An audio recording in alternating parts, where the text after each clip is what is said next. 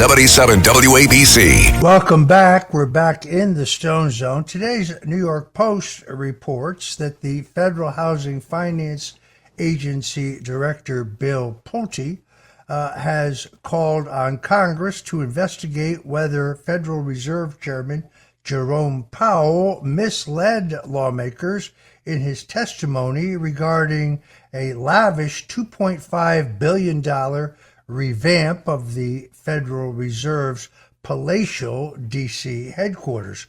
Pulte has been a sharp critic of Chairman Powell, pointing out that despite the fact that both inflation and unemployment are lower today than when the Federal Reserve last cut interest rates, Powell has stoutly refused to cut interest rates on the American people. Joining us now is a man who's all over the news today.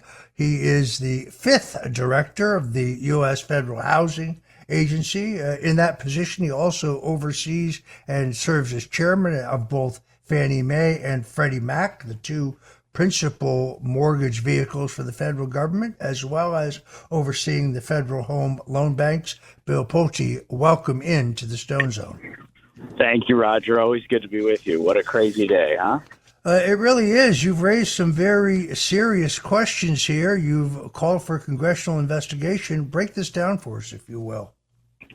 Well, I really haven't heard from a lot of people that I heard from today in a long time. I mean, it's everywhere, and I think that it really strikes a chord with people, Roger. I don't think it's really about what I did or President Trump or yourself or anyone else in this world. I think it really has to do with Jerome Powell and his actions. You know, we had to deal with this guy all throughout COVID, as you remember. Everybody's so used to seeing this guy on TV during COVID, and now he's still here, but you know, he's out there doing a $2.5 billion renovation on a building, which, you know, I know a lot about construction, Roger. It would be very hard for me to spend $2.5 billion on a renovation, just to be frank. And then on top of it is he's sitting there and not lowering interest rates despite inflation being lower. So the whole thing stinks to high heaven, and we're going to get to the bottom of it. Yeah, I mean, it's really shocking. He won't cut interest rates despite the fact that today both inflation and unemployment are lower than the last time the Federal Reserve cut interest rates ahead of the 2024 elections. Very clearly a political move designed to try to help Joe Biden. That didn't work out so well. But his whole let him eat cake mentality is really offensive. He said before Congress that this $2.5 billion renovation of the Federal Reserve's incredibly palatial headquarters, he specifically said there is no VIP dining room, there is no new marble, there are no special elevators, there are no new water features, there's no beehives, there's no roof terrace gardens. And none of that turns out to be true. According to the plan approved by the government, pen pushers, a private dining room on level 4 is being completely restored, that there is a new private elevator for the use of the Fed governors that will discharge them at the dining suite level. The document expressly mentions a vegetated roof garden with urban wildlife and a spectacular view of DC skyline, as well as new water and marble features. So it appears to me that he lied, and he lied on a material matter. I was once accused of lying to Congress, but I had no motive to lie, and no misstatement I made to Congress covered any underlying crime, nor was it material to Russian collusion, because there was no Russian collusion. In this case, there is a $2.5 billion plan. While the American people are struggling certainly to buy a home or to buy a car, I don't know how he justifies his position other than to say tariffs, which is not much of an answer. Well, he's got real problems, and he's going to continue to have real problems because, you know, people looked the other way for a long period of time. We had COVID. We had all these different things going on in our economy. But when you start messing with people's money for no reason whatsoever, which is what he's doing, in my opinion, I think that it's just a matter of time before this gets worse for him. And I wouldn't be surprised to see there be investigations. And, we'll see where it goes from there, Roger. But, this is a cautionary tale frankly, for me and for other people who serve in government, but also people who, frankly, make money and become wealthy. You just can never become detached from reality like it appears Jerome Powell has become. Because, you sit there and you think to yourself, President Trump called him a stubborn mule. And you sit there and you think to yourself, this just doesn't seem right. How could somebody think like this?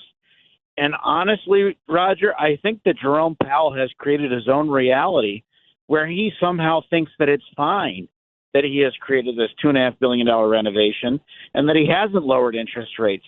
And I don't know what reality that is, but it's certainly not one that I would ever want to live in. The excuse he gives is tariffs. He and many in the economics establishment have been conditioned to treat tariffs as inherently harmful. I think that's false. Here's the truth. Tariffs are one of the few forms of taxation that actually preserve a government's accountability to its citizens. Tariffs tie state revenue to national production and trade policy.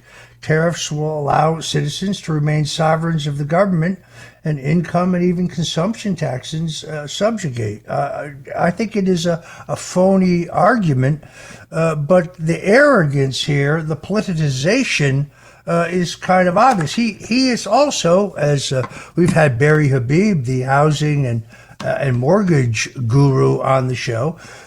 Powell stubbornly insists that he doesn't have the data to justify an interest rate cut.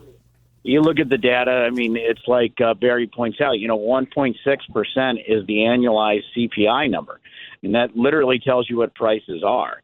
And you're running at 1.6%, but your interest rate is 4.5%.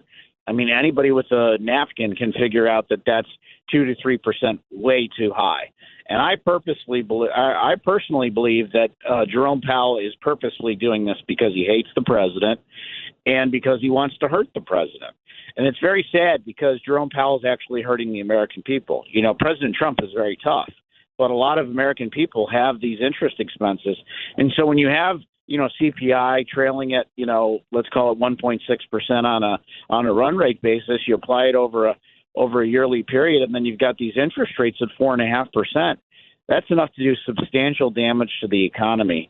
And I think as I said, I think it's going to get worse, and I think the data is going to continue to prove out to be true that he is doing this with willful intent.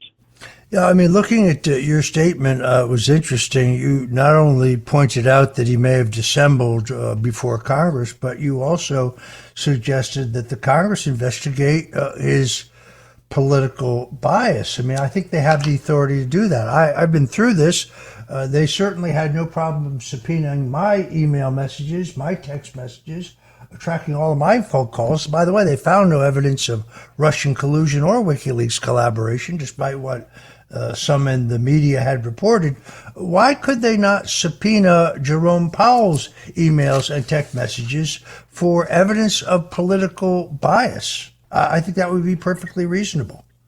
I think there'll be a lot more coming out, Roger. I spoke with some U.S. senators today, and I think you also saw that one senator, Senator Lummis, tweeted the article, or tweeted the quote retweet, let's call it, my tweet about saying that Congress should investigate. So I think a lot more will come out.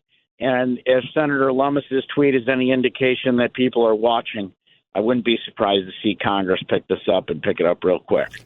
Bill, I want to ask you about the importance of the big, beautiful bill. Seems to be inching closer and closer to being reality. Earlier in the show, we doused a lot of the disinformation about the bill. It will, in fact, eliminate taxes on Social Security for 88% of Americans. There are those out there saying, no, it doesn't do that. It does do that. It could not be completely eliminated for structural reasons, but there is language in there that has the effect of doing away with a complete tax break on 88% of seniors. Tell us about how important this bill is, because I think a lot of people are buying into the disinformation.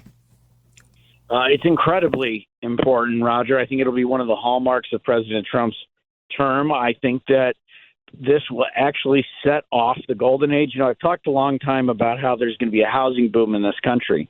And you know how I feel about what Jerome Powell is doing to stunt that housing boom. But I actually think that the big, beautiful bill will be the gasoline, so to speak, that will start the fire in a good way, which is the housing boom. And you look at what's happening right now in the country. You have 4 years of inflation that have just robbed Americans of their savings, robbed Americans of their earning potential, meaning nobody's been able to really grow their earnings on an inflation-adjusted standpoint. So I think that this is going to be really a home run. And, this isn't investment advice, Roger, but I think that the stock market will boom. I truly, truly believe that. The president has spoken about the possibility of taking Fannie Mae and Freddie Mac, the two housing mortgage giants, private.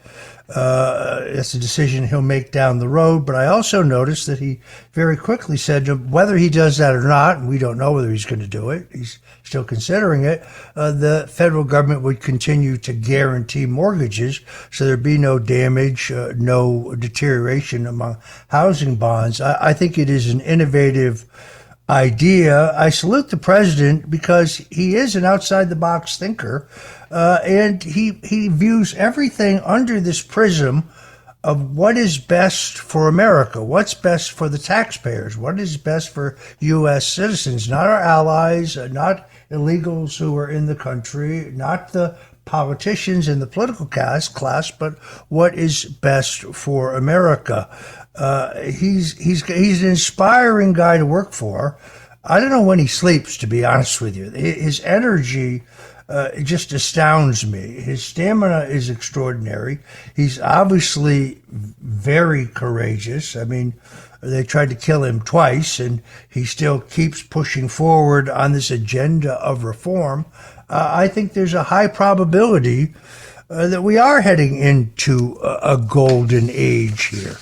He's had a heck of a run just in the last week with this decision in the federal courts that seems to me to end the judicial tyranny in which judges that they shop for, activists, liberal judges, issue these sweeping, nationally impacting rulings. It looks to me like that obstacle is now out of the way. USID going out of business, stepping up the deportation of illegals. The president's had one heck of a week. He really has, and he's a machine, like you said, and it's been publicly reported. He stays late into the Oval Office, and then it's been reported that he goes up into the residence and that he continues to work into the late hours of the night. This is a man who is a machine. I don't know if they will make another one like this gentleman. I mean, think about it, 79 years old. I mean, who knows anybody who's 79 years old who's as efficient, as functional, and frankly, brilliant as he is. I mean, he is brilliant. I said this yesterday, Roger, on my Twitter. I said, I've never met another person who has as good of instincts as this gentleman does in my entire life. His instincts are just otherworldly. I don't care what anybody says about him. I think he's brilliant. Well, the brilliance of doing away with the tax on tips, for example, which really did come from a conversation that he had with a cocktail waitress when he was campaigning in Las Vegas. I think it tipped the silver state of Nevada, a swing state, a state that Republicans lost in the last presidential election. It was one of the more brilliant pieces of the big, beautiful bill. It will soon be federal law. He didn't get that from some economist. It came from the mind of Donald J. Trump. And his affinity for working people. This guy is a billionaire who never really lost his Queens roots. He has the common touch. He understands the language and the instincts and the feelings of the working people. It's why I think he's going to go down in history as one of our greatest presidents. All right, I'm afraid we have to wrap it there. I want to thank our guest, Bill Pulte, who is the director of the Federal Housing Finance Agency, and who today called for a congressional investigation into Federal Reserve Chairman Jerome Powell. Bill, thank you for entering the Stone Zone. This is the Stone Zone with Roger Stone.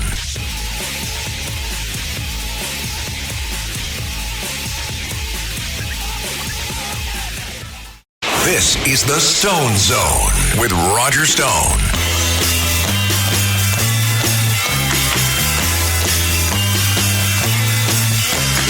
I'm not your stepping stone.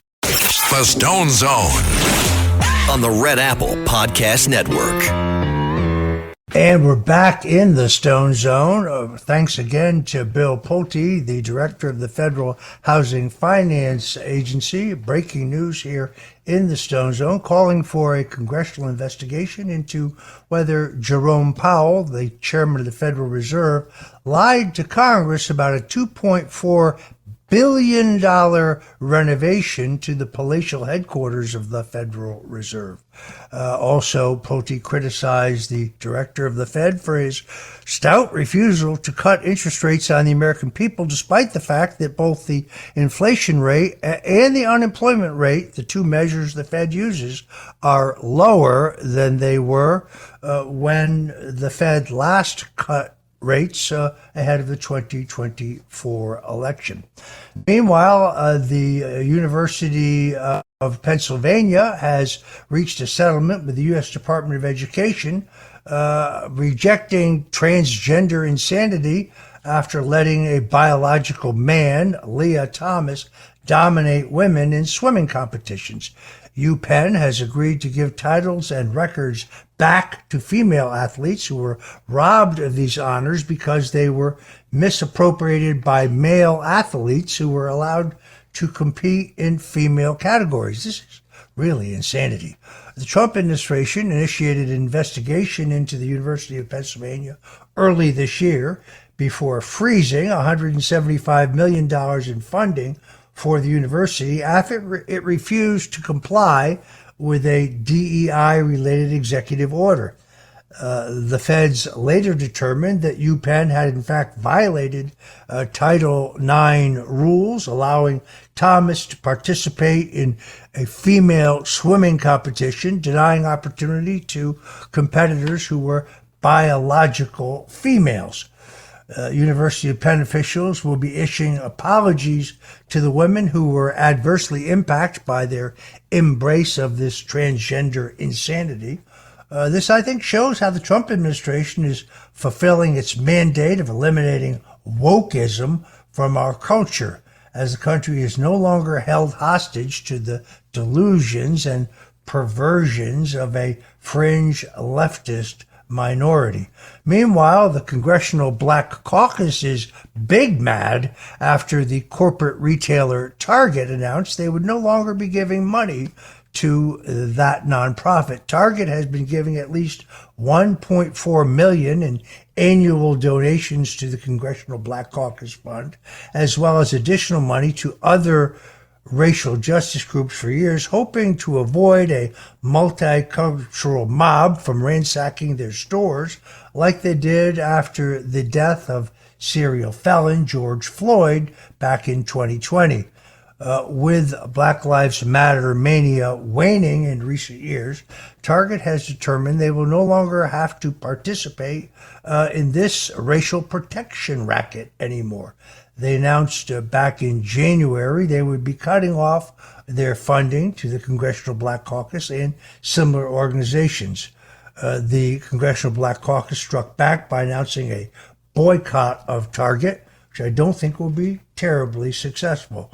The Black Caucus stated, like many of the coalition leaders and partner organizations that have chosen to boycott their stores across the country, we found that the explanations offered by the leadership of the Target Corporation fell woefully short of what our communities deserve and of the values inclusive that Target once touted.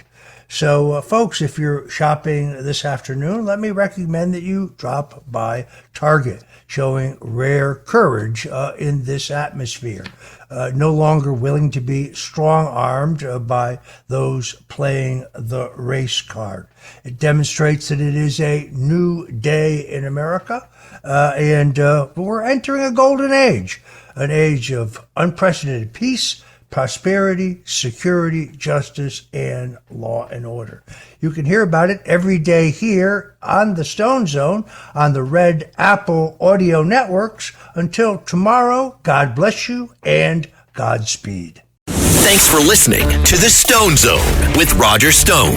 You can hear the Stone Zone with Roger Stone weeknights at 8 on 77 WABC. If you like the podcast, share it with your friends and listen anytime at WABCRadio.com and download the WABC Radio app. Hit that subscribe button on all major podcast platforms. Plus, follow WABC on social on Instagram, TikTok, Facebook, and X. See you next time for a new episode, so you never have to wonder. What the heck is going on here?